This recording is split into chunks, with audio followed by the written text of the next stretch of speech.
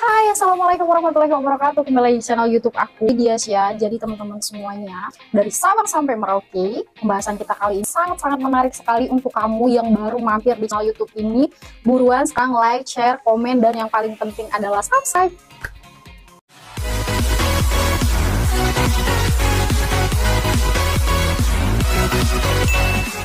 Seperti biasa, sebelum ke pembahasan, aku mau tanya ke kalian dulu di rumah gimana. Semoga selalu sehat ya, dijaga anak dan keluarganya. Jadi teman-teman, udah lama banget gak upload video beberapa bulan ini, mengingat kesibukan dan lain hal, baru upload lagi sekarang. Jadi bahasan kali ini simak sampai akhir, jangan di skip, khususnya kalian untuk para calon guru PAUD pemula. Dan kurang lebihnya ini guru secara umum pun sama gitu ya. Sebelumnya aku udah pernah upload tentang interview guru PAUD, itu kan udah berapa tahun yang lalu. Nah sekarang ini adalah beberapa pertanyaan terupdate yang dilakukan ya ketika kalian, yang ditanyakan ketika kalian interview. Yang pertama itu biasa ya teman-teman, ada nama, asal daerah, kemudian asal lulusan gitu.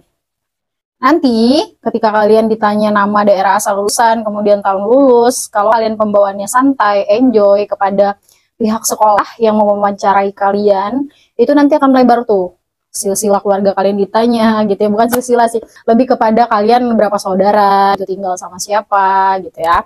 Nah sebelum itu kalian akan ditanya tuh, sebelumnya udah cari tahu tentang sekolah yang kalian lamar ya, itu kalian ditanya tuh. Nah kalian persiapkan jawabannya udah atau belum.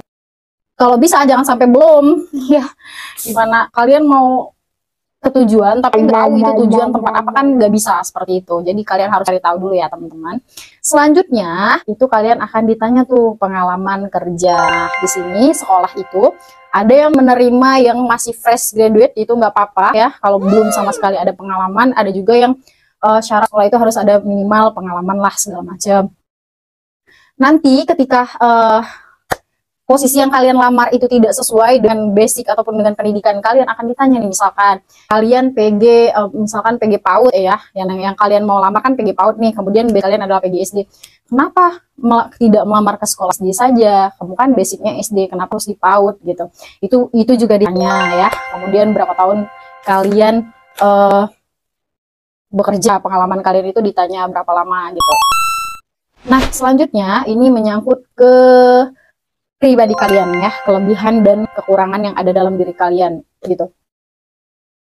Itu apa, disebutin, sebutin kelebihannya, dan jangan lupa juga sebutin kekurangannya. Misalkan kalian itu orang yang overthinking, ataupun kalian orang yang tidak mudah beradaptasi dengan orang baru, kelebihannya apa? Kalau tidak mudah beradaptasi artinya kan kalian tidak mudah percaya dengan orang lain dan lingkungannya baru segala macam. Akan tetapi saya berusaha untuk cepat beradaptasi di lingkungan sekitar ataupun di lingkungan tempat kalian mengajar demi kinerja yang baik ketika kalian nanti mengabdi di sekolah tersebut gitu. Ada keahlian lain yang kalian miliki, ditanya apakah kamu punya kemampuan lain selain hard skill ya, membuat media pembelajaran segala macam, apakah ada lain soft skill, karena zaman sekarang kan guru udah pada melek teknologi tuh ya, apalagi zaman sekarang banyak guru yang sambil menjadi konten kreator gitu, YouTube, dari YouTube, TikTok itu banyak. Apakah kalian bisa mengedit video, itu akan menjadi nilai tersendiri ketika kalian punya keahlian lain yang seperti saya sebutkan tadi.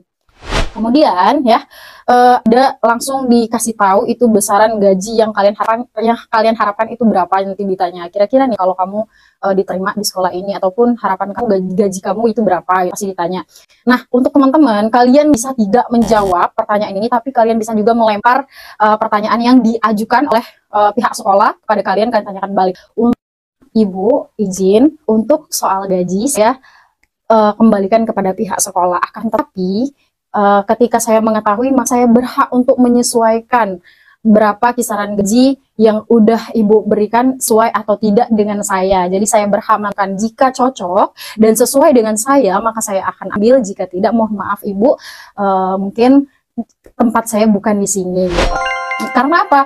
Kenapa seperti itu? Katanya, ibu, saya dengan pengalaman kerja yang sudah pernah saya jalankan, yang sudah pernah saya dapatkan, saya tidak lagi hanya sekedar mencari pengalaman kerja, tapi memang benar-benar saya ingin mengajar di sekolah tersebut, dan menurut saya harus sesuai dengan apa yang sudah saya berikan nantinya di sekolah tersebut ya. Bisa jadi seperti itu, atau kalau nggak sesuai ya cukup batas yang tadi saya sebutin aja nggak apa-apa gitu. Apalagi ya teman-teman, ketika kalian melamar kerja di luar domisili dari sekolah tersebut, maka kalian berhak tuh untuk menyesuaikan. Jangan asal aja untuk kalian ya yang memang benar-benar mau mengejar gitu ya untuk sekalian cari penghasilan gitu. Tapi ya perlu digarisbawahi teman-teman ya, tidak ada guru yang kaya. Ingat, tidak ada guru yang kaya kecuali kalian punya sampingan bisnis usaha. Itu mungkin bisa, tapi kalau hanya mengandalkan hanya sebagai guru itu cukup ya dicukup-cukupin gitu ya. Ini pesan saya gitu. Yang terakhir ya, itu ada tentang peraturan sekolah yang sebutkannya gitu. Ada kontrak majar, kemudian aturan sekolah, pakaian segala macam itu akan disebutkan. Nah, jadi di sini teman-teman yang aku agak shock karena aku mendapatkan pertanyaan yang menurut aku baru temuin kali ini dari beberapa banyak teman aku yang juga sebagai seorang guru ya, dan tentu dengan pengalaman mereka tidak ada yang bertemu dengan pertanyaan seperti ini ya yang saya temuin. Widya, kamu tahu bahwa sekolah ini adalah sekolah Islam? Katanya, jadi di sekolah ini aturannya bahwa guru tidak boleh berpacaran. Katanya kalau ketahuan ya di luar pun katanya siap menerima konsekuensi yang ada gitu. Dalam artian di sini ditanya tuh apakah Widya punya pacar, katanya kan. Saya pikir dalam artian punya pacar di sini itu yang satu sekolah mungkin kan nggak boleh gitu ya. Ternyata tidak teman-teman. Jadi guru di sana itu memang tidak boleh berpacaran ya. Jadi ini mungkin menurut kalian hal biasa, tapi aku baru nemuin gitu pertanyaan seperti ini gitu. Jadi kalian harus siap dengan menerima pertanyaan seperti ini. Ada juga nih yang bertanya, apakah kamu punya pacar atau kamu punya pasangan? Kamu kan kontrak nih, misalkan 1 tahun di sini, apakah nanti tidak mengganggu? Apakah kamu tidak ingin menikah? Itu ada yang bertanya seperti itu, ada. Itu menyangkut kinerja. Tapi kalau aturan yang saya temui kemarin ya, pas interview saya baru menemukan seperti itu.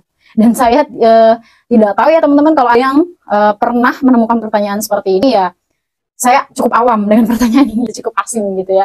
Dan saya hanya menyampaikan kepada teman-teman, semoga apa yang sudah saya sampaikan tadi dipersiapkan dengan baik-baik ketika menjawab pertanyaan dari pihak sekolah. Dan saya interview itu sebanyak 2 orang. Yang pertama itu dari kepala yayasan, kemudian yang kedua itu dari kepala sekolah. Ya, itu relatif ada yang kepala yayasan aja, kemudian bisa kedua-duanya ya. Itu tergantung dari sekolahnya. Sekian dulu video ini, lebih dan kurang saya mohon maaf. Semoga kalian bisa menyimaknya dengan baik, ambil hal positifnya. Jika ada salah, tadi saya bilang mohon maaf. Saya akhiri. Wassalamualaikum warahmatullahi wabarakatuh. Untuk kamu baru mampir di channel YouTube ini, jangan lupa untuk like, comment, share, dan yang paling penting adalah subscribe.